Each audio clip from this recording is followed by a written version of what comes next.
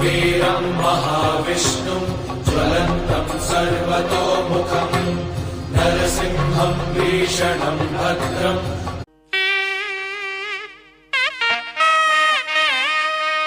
யாமறிந்த குடும்ப நண்பர்கள் அனைவருக்கும் வணக்கம்.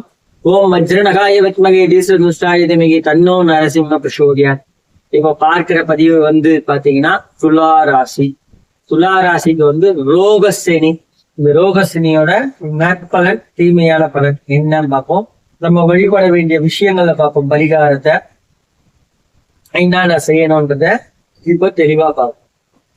துலா ராசியை பொறுத்தவரைக்கும் தொழில் மற்றும் வேலை பணியிடத்தில் இருந்த எதிர்ப்புகள் மறைமுகமாக சதி வேலைகள் நீங்கும். கடின உழைப்புக்கு ஏற்ற அங்கீகாரம் கிடைக்கும். உங்களுக்கு கண்டிப்பா உங்களுக்கு உழைப்புக்கு ஏற்ற அங்கீகாரம் கிடைக்கும். சில பேருக்கு அந்த ஜாதகத்துல இருக்கிற அந்தந்த கிரக நிலையோட பேஸ் பண்ணி மாறுபடலாம். இது புது பலன். உழைப்புக்கு ஏற்ற அங்கீகாரம் கண்டிப்பா கிடைக்கும். அதுவும் சொல்லுறாரு. பொருளாதார கடன் கட்டுக்குள் வரும். பழைய கடன்களை அடைப்பவர்கள் நீண்ட நாள் பண பிரச்சனை தீரும். அதாவது ரொம்ப நாளா பணத்துக்கு நமக்கு பிரச்சனை இருந்திருக்கலாம். அந்த பண பிரச்சனைகள் கொஞ்சம் கொஞ்சமா நமக்கு தீர்ந்துடும். அதே போல கடன் ஏதாவது வாங்கினீங்கன்னா அந்த கடன் அடைக்கக்கூடிய கெப்பாசிட்டி உங்களுக்கு வரும். கடன் அடைஞ்சிருந்தா கடன் மொத்தமா ஜீரோ சொல்ல அதை அடைக்கக்கூடிய கெப்பாசிட்டி உங்களுக்கு வரும். அதே போல ஃபர்ஸ்ட் இதுல வேலை செஞ்ச இடத்துல நம்மளுக்கு பல இன்னல்கள் இருக்கும். பேக் சைட்ல இருந்து நம்மள பாலிடிக்ஸ் பண்ணி நம்மள ஒரு மாதிரி கிரிட்டிசைஸ் பண்ணி டீக்ரேட் பண்ணிருப்பாங்க. அதெல்லாம் உடஞ்சி நீங்க வெளியில வருவீங்க. உங்களுக்கு வேற இடத்துல வேலை கேட்டா கூட வேலை கண்டிப்பா கிடைக்கும். இப்போ உங்களுக்கு ரோகசினி அப்படின்றது சத்ருநாசினி. உங்களுக்கு எதுக்கு யார் யார் சத்ரு வேலை செஞ்சாங்களோ அந்த சத்ரு எல்லாம் இப்போ இருக்கிற இடம் தெரியாம காணாம போயிடுவாங்க. இப்போ உங்களோட அருமை நீங்க வேலை செய்யறது கண்டிப்பா தெரியும். அதே போல ஆரோக்கியம், நீண்ட நாள் நோய்கள் நீங்கி உடல் நலம் சீராகும். எனினும் சிறிய உபாதைகள் அலட்சிய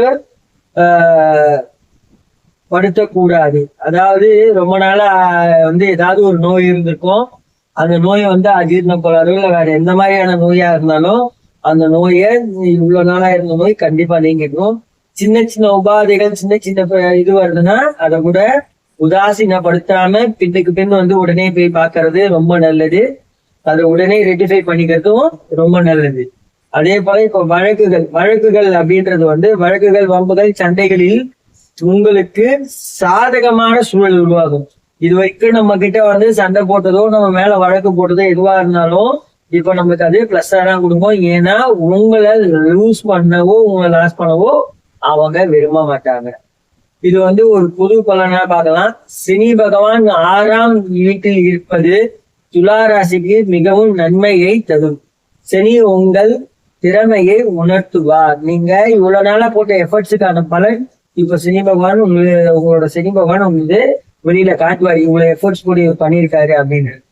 உங்களோட வழிபாட்டு முறை பரிகாரம் அப்படின்னு பாத்தீங்கன்னா சனி பகவானுக்கு சனிக்கிழமைகளில் எள்ளு தீபம் ஏற்றி வழிபடலாம். ஏழைகளுக்கு அன்னதானம் செய்வது நன்மை தரும். நீங்க ஒவ்வொரு சாட்டர்டேவும் இந்த சாப்பாடு வழி இல்லாம இருக்க ஏழைகளுக்கு அன்னதானம் பண்ணுங்க. அதே போல சாட்டர்டேல தவறாம சனி பகவானுக்கு எள்ளு தீபம் ஏற்றி கொண்டு வாருங்கள். கண்டிப்பாக நல்லதே நடக்கும்.